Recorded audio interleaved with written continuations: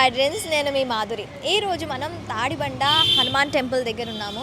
దాదాపు 150 సంవత్సరాల చరిత్ర గల ఈ టెంపుల్లో ఎలాంటి కైంకర్యాలు జరుగుతూ ఉంటాయి, స్వామివారికి ఎలాంటి ప్రత్యేక పూజలు జరుగుతూ ఉంటాయి, ఇవన్నీ డీటెయిల్గా తెలుసుకుందాం పదండి.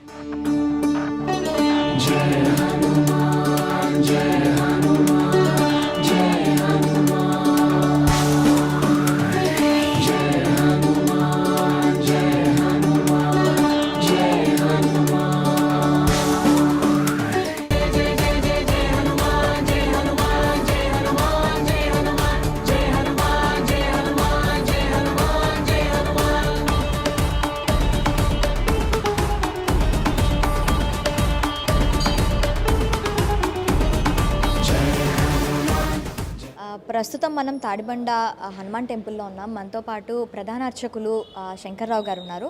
ఆయన్ని అడిగి ఇక్కడ అసలు టెంపుల్ హిస్టరీ ఏంటి, టెంపుల్ ఎప్పుడు ఇక్కడ ఇదైంది, ఎప్పుడు దీన్ని గుర్తించారు, ఇది డెవలప్మెంట్ ఎలాంటి ఉన్నాయి, ఇంకా ఇక్కడ ఎలాంటి కైంకర్యాలు జరుగుతాయి, స్వామివారికి ప్రత్యేక పూజలు ఎలాంటివి ఉంటాయి, ఇవన్నీ కూడా అడిగి తెలుసుకుందాం. నమస్తే అండి సార్. ఇప్పుడు తాడిబండ హనుమాన్ టెంపుల్ అంటే చాలా ప్రఖ్యాత ఉన్నది. కాకపోతే ఇది ఎప్పుడు ఇక్కడ స్వామివారిని గుర్తించడం జరిగింది, ఇది మనకి స్వయంభూ అని చెప్పి అంటూ ఉంటారు. సో ఇది ఎప్పుడు దీన్ని గుర్తించడం జరిగింది? 1928లో మనకి స్వామివారు వెలిసినట్టుగా మనం గుర్తించాం. అయితే స్వామివారు ఏంటంటే వీరాంజనేయ స్వామిగా వెలిశారు. మనకి గణపతి పక్కన కనబడతాడు. గణపతి సహితంగా వీరాంజనేయ స్వామి ఇక్కడ వెలిశారు. అక్కడ నుంచి ఈ స్థలం అంతా ఏంటంటే వేరే వాళ్ళది. వాళ్ళు ఏంటంటే మేము దేవుడికే డొనేట్ చేస్తాము అని చెప్పి వాళ్ళు దేవుడికి డొనేట్ చేస్తే దాన్ని వచ్చిన రేకులు షెడ్ వేసి దాన్ని అట్లా అంచెలంచెలుగా అందరూ చందాలు వేసుకుంటూ ఈ రోజు నాడు ఈ గుడికి ఈ ఆకారాన్ని తీసుకొని వచ్చారు. ఇక్కడ స్వామివారికి ఏంది అని అంటే శనివారం మంగళవారం ప్రత్యేక పూజలు చేస్తాము. అట్లానే ప్రతిరోజు కూడా స్వామివారికి అభిషేకము, సింధూర అలంకారము ఉంటుంది, పూల అలంకరణ కూడా ఉంటుంది. శనివారం మంగళవారం ఏంటంటే బంగారు కవచం కానీ వెండి కవచం కానీ పెడతాము. దానికి తగినట్టుగా ఆ రోజు అలంకరణ అవన్నీ చేస్తాం అన్నమాట. ఆ రోజు ఏంటంటే స్వామివారికి ప్రసాదాలు భోగాలు అవన్నీ ఉంటాయి, భక్తులు బుక్ చేసుకుంటారు. అట్లానే ఇక్కడ ప్రసాదము వితరణ అమ్మకం ఉండదు. స్వామివారి ఎంతమంది భక్తులు వచ్చినా సరే వాళ్ళకి ఉచితంగానే ప్రసాదం పంచుతాం. అట్లానే ఏంటంటే ఇక్కడ ఎవరైనా సరే భక్తులు వాళ్ళ కోరికలు తీర్చాలి అని అంటే ముడుపు అని ఉంటుంది. ఇది నేను 38 సంవత్సరాలుగా ఈ గుడిలో చూస్తున్నా. అంతకుముందు నుంచి ఇది ప్రతీక. ఈ గుడి పుట్టిన దగ్గర నుంచి అదే కోరికలు జరుగుతున్నాయని. ఇక్కడ ముడుపు కట్టిన 40 రోజుల్లో స్వామివారు వాళ్ళ కోరిన కోరికల్ని తీరుస్తాడు అన్నది అది గొప్ప నమ్మకం. అట్లానే మేము చాలామందిని కూడా అట్లానే చూసాము. అట్లానే మండల ప్రదక్షిణాలు చేస్తారు. ఈ మండల ప్రదక్షిణాలు చేసేటప్పుడు ఏంటంటే 40 రోజులు ప్రదక్షిణం చేస్తే స్వామివారు వారి కోరిక తీరుస్తారు అన్నది కూడా ప్రతీక. మనం తెల్లవారు ఏంటంటే శనివారం మంగళవారం అయితే 3 గంటలకు గుడి తీస్తాము, మిగతా రోజుల్లో 5 గంటలకు గుడి తీస్తాం. మనము గుడి తీసే టైంకి భక్తులు వస్తారు. 108 ప్రదక్షిణాలు చేసిన వాళ్ళు, 51 ప్రదక్షిణం చేసిన వాళ్ళు ఇట్లా ఉంటారు. వాళ్ళందరూ ప్రదక్షిణాలు చేసుకుంటూ స్వామివారికి వేడుకుంటారు. వాళ్ళు 40 రోజులు ప్రదక్షిణం చేసి పూజకు వచ్చేసరికి అయ్యా మేము ప్రదక్షిణం చేసుకున్నాము, మా కోరిక తీరింది అని మాతోటే చెప్పిన సందర్భాలు చాలా ఉంటుంది. అట్లానే మన జంట నగరాల్లో వాహన పూజలకి ప్రత్యేకత. ఈ వాహన పూజలు ఏంటంటే ఈ జంట నగరాలు ఎక్కడ కూడా వెహికల్ తీసుకున్నా సరే ఇక్కడికి వచ్చి కంపల్సరీగా పూజ చేసుకున్నాకనే వాళ్ళు బయటకు వెహికల్ తీస్తారన్నమాట. అది ఒక ప్రత్యేకత ఉన్నది. ఓకే, ఇక్కడ స్వామివారి కైంకర్యాలలో ముఖ్యంగా మీరు ఇందాక చెప్పినట్లు పూర్వభద్ర నక్షత్రానికి సంబంధించి ఎలాంటి అలంకరణలు ఉంటాయి, ఎలాంటి ప్రత్యేక పూజలు ఉంటాయి? ఇక్కడ మనము స్వామివారికి ప్రతిరోజు ఉదయాన్నే అభిషేకం చేసిన తర్వాత మనము చక్కెర పొంగల్ కానీ, బెల్లం పొంగల్ కానీ, రవ కేసరి కానీ, దద్దోజనం కానీ ఉదయం నైవేద్యం ఉంటుంది. మళ్ళీ మధ్యాహ్నం 11:30కి ఆరతి ఇచ్చేటప్పుడు మళ్ళీ బెల్లం పొంగల్ కానీ, చక్కెర పొంగల్ కానీ నైవేద్యం ఉంటుంది. రాత్రికి మళ్ళీ నైవేద్యం రాత్రి 8:30 గుడి బంద్ అయినప్పుడు. కానీ ప్రత్యేకంగా శనివారం మంగళవారం నాడు 9 రకాల ప్రసాదాలు స్వామివారికి నైవేద్యాలు ఉదయం ఉంటుంది, మళ్ళీ మధ్యాహ్నం ఉంటుంది, రాత్రికి ఉంటుంది. పూర్వభాద్ర స్వామివారి జన్మ నక్షత్రం.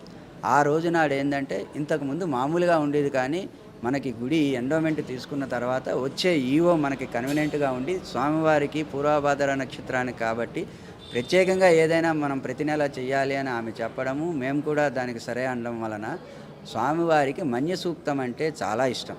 మన్య సూక్తం ఒక్కసారి స్వామివారి ముందర నిలబడి మనం చెబితే మనము చేసుకున్న పాపాలన్నీ పటాపంచలైపోయి అట్లాగనే మనకి ఏది కావాలంటే అది స్వామివారు మన ఎదురుగుండా ఉండి మనకు ఆశీర్వదిస్తూ ఉంటారు. అందుకు మన్యసూక్త హోమం పెడదాము అని చెప్పి ప్రతి పూర్వభాద్రకి మన్యసూక్త హోమం ఉంటుంది.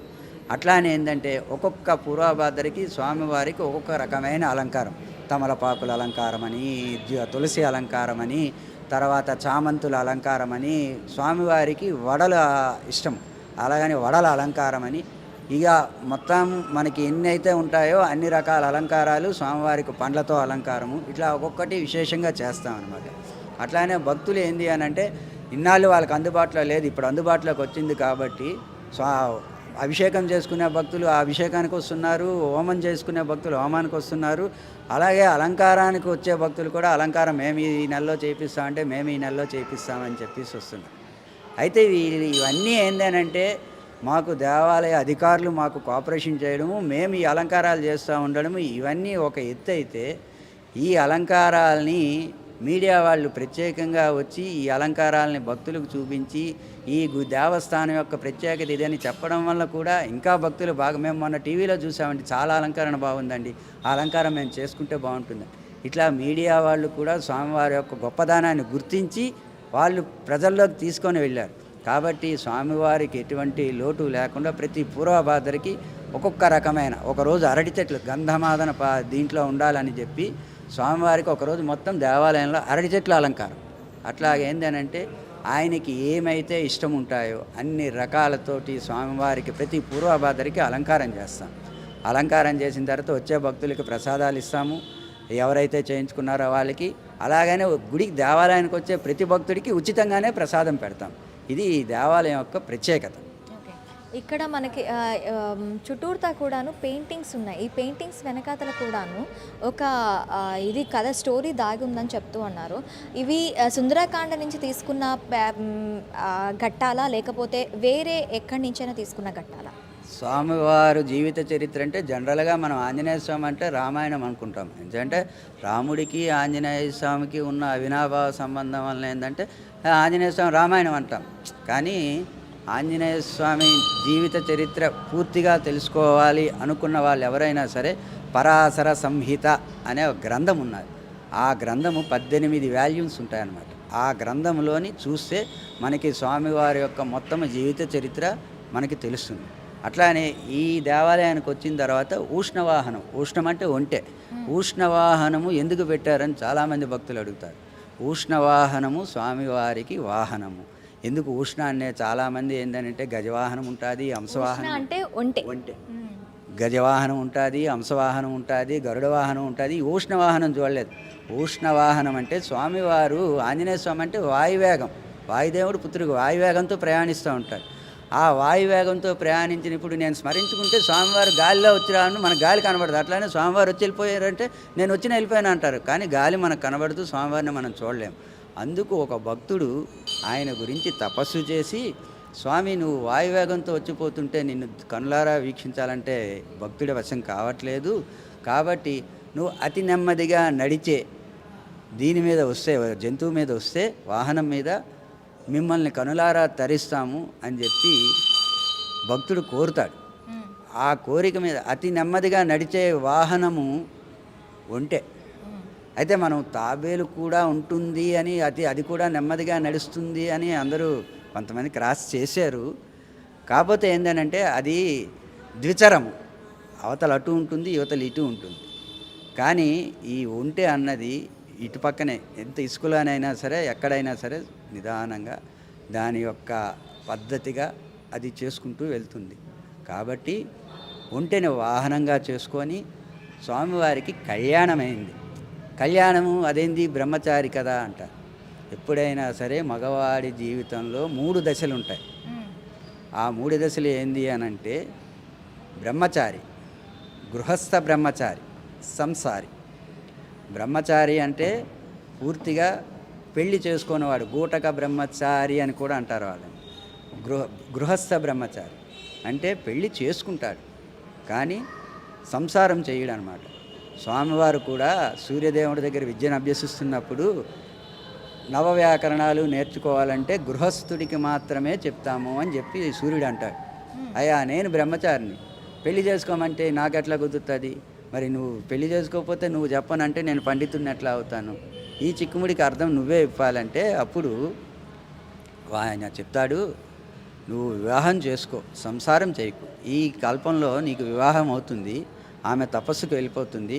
వచ్చే కల్పంలో నీకేంది అని అంటే వివాహం కళ్యాణాలు జరిపిస్తారు భక్తులు అని చెప్పి అంటారు.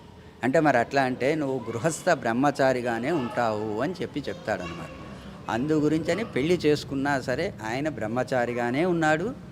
ఈ కల్పంలో మనము జ్యేష్ఠ శుద్ధ దశమి నాడు ఆయన వివాహం అయింది కాబట్టి ఆ సందర్భంగా ఆయనకి కళ్యాణం మనం గుళ్ళో జరిపిస్తాం.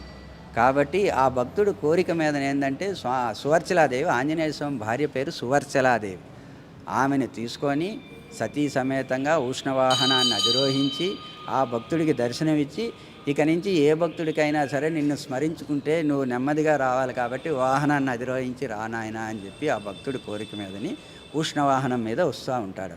ఇవన్నీ ఏంది అని అంటే మనకి పరాశర సంహిత అనే గ్రంథంలో ఉంటుందన్నమాట. థ్యాంక్ యూ అండి, థ్యాంక్ యూ వెరీ మచ్. చూశారు కదా, టెంపుల్ విశేషాలతో పాటు మనకి తెలియని ఆంజనేయ స్వామి వారి ఎన్నో వృత్తాంతాలు. ఆయన మనకి బ్రహ్మచారిగానే తెలుసు, కాకపోతే గృహస్థు బ్రహ్మచారి అని ఈరోజు మనం తెలుసుకోగలిగాం. స్వామి జనవరి 22 ఇక్కడ మనకి అయోధ్యలో రామ ప్రాణప్రతిష్ఠ జరుగుతుంది. మరి దానికి సంబంధించి మన దగ్గర ఇక్కడ గుడిలో కానీ అక్కడ అయోధ్యలో కానీ ఎలాంటి కైంకర్యాలు నిర్వహించబోతున్నారు? మనకి ఇక్కడ గుడిలో అంటే మరి రాముల వారి ప్రతిష్ట అన్నప్పుడు ఆయన శిష్యుడు కాబట్టి ఆంజనేయ స్వామి ఆయన మొదలే గెంతుతాడు. మరి గురువుగారి ప్రాణప్రతిష్ఠ అన్నప్పుడు ఇంకా శిష్యుడు ఆగుతాడా? ఇంకా గెంతుతానే ఉంటాడు. అందుకే మొన్న ఎవరో భక్తుడు, ఆ భక్తుడు ఈ భక్తుడిని, ఈ గురువుగారిని నమ్ముకుంటే ఈ గురువుగారు ఆ గురువుగారి దగ్గరికి ఏంటంటే లడ్డు 1265 కిలోల లడ్డూని ఒక భక్తుడు తయారు చేసి ఆంజనేయ స్వామి గుడి దగ్గర నుంచి మేము యాత్ర ప్రారంభిస్తాం. ఎందుకు అన్నారంటే ఆయనకి మన తాడబందు గుడి అంటేనే ఆయనకి ఇష్టమట. అంచేత ఆయన ఆ లడ్డూని తెచ్చి మనకిక్కడ పెడితే ఇక్కడి నుంచి స్వామివారు ఏంటంటే మా గురువుగారికి నేను చేరుస్తాను, మీరు చేర్చేది అని చెప్పి ఆయన నేను కాపలా వస్తానని చెప్పి ఈయన వెళ్ళి లడ్డూని అక్కడ చేరుస్తున్నాడు అనమాట.